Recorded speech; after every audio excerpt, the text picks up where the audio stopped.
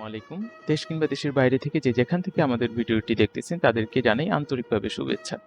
তো চলে আসলাম আপনাদের মাঝে খুব সুন্দর করে গ্রামে মডার্ন একটি বাড়ির ডিজাইন নিয়ে।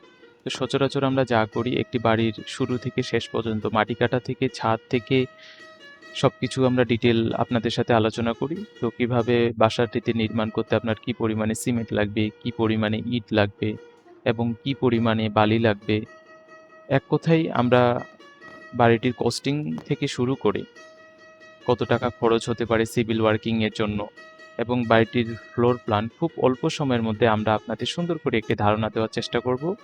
আমরা আলোচনা করব আপনাদের এই বাড়িটি সম্পর্কে আজকে বিস্তারিত খুঁটিনাটি আপনাদেরকে কিভাবে আমরা শেয়ার করতে পারি বা আপনাদের বোঝার জন্য সর্বোচ্চ চেষ্টা করব। তাও আপনারা আমার রিকোয়েস্ট যে যদি আপনারা আমার ইউটিউব চ্যানেলটি সাবস্ক্রাইব না করে থাকেন বা ফেসবুক পেজটি ফলো দিয়ে না রাখেন, তাহলে ইউটিউব চ্যানেলটি একটু সাবস্ক্রাইব করে রাখবেন। ফেসবুক পেজটি হলে ফলো দিয়ে রাখবেন। এ কারণেই যেহেতু আমরা আপনাদের জন্য নতুন, নতুন ভিডিও উপহার নিয়ে আসবো সামনে। নিত্য নতুন দিন আমরা আমাদের যত প্রকারের কাজ আছে সেটি ক্লায়েন্টের মাধ্যমে আমরা তাদেরকে স্যাটিসফাই করে আপনাদেরও কিছু ধারণা দেওয়ার চেষ্টা করব। এক কথায় যে কিছু না জেনে আমরা অল্প, অল্প করে কিছু জেনে বাসাবাড়ি নির্মাণ কাজ শুরু করব। ফলে আমাদের কস্টিংটা একটু কমবে। বর্তমান সময়ে বাজার দর অনেক কম।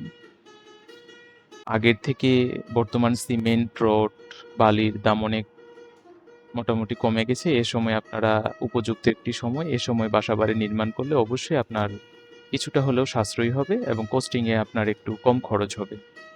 তো একটি বাসা হচ্ছে সারা জীবনের স্বপ্ন।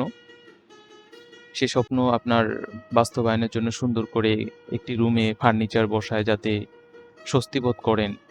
রুমে ঢুকে প্রশস্ত একটি জায়গা থাকে। এ কারণেই আমরা ফ্লোর প্ল্যানটি নিয়ে আসছি। ৩ বেডরুমে, একটি কিচেনে, একটি অ্যাটাচ টয়লেট, একটি কমন টয়লেট এবং লিভিং ডাইনিং মিলে খুব সুন্দর করে একটি বাসার ডিজাইন করা হয়েছে। তো এ বাসাটির যদি আপনারা ফ্লোর প্ল্যান শেষ করে যদি আমরা কস্টিং এর বিষয়ে যাই, তাহলে অবশ্যই আপনাদের কাছে আমরা শেয়ার করব সিমেন্ট। এক কথায় সিভিল ওয়ার্কের জন্য যে মালামালগুলো লাগতেছে সেগুলো শেয়ার করব আপনাদের। সিমেন্ট, স্থানীয় বালি, সিলেট বালি, ব্রিকেট। অবশ্যই আপনারা ভালো ইটটি নিবেন। ইটের সংখ্যা ১৬ মিলি রডের সংখ্যা, ১২ মিলি রডের সংখ্যা, ১০ মিলি রডের সংখ্যা, রিংয়ের সংখ্যা, ৮ মিলি রডের সংখ্যা।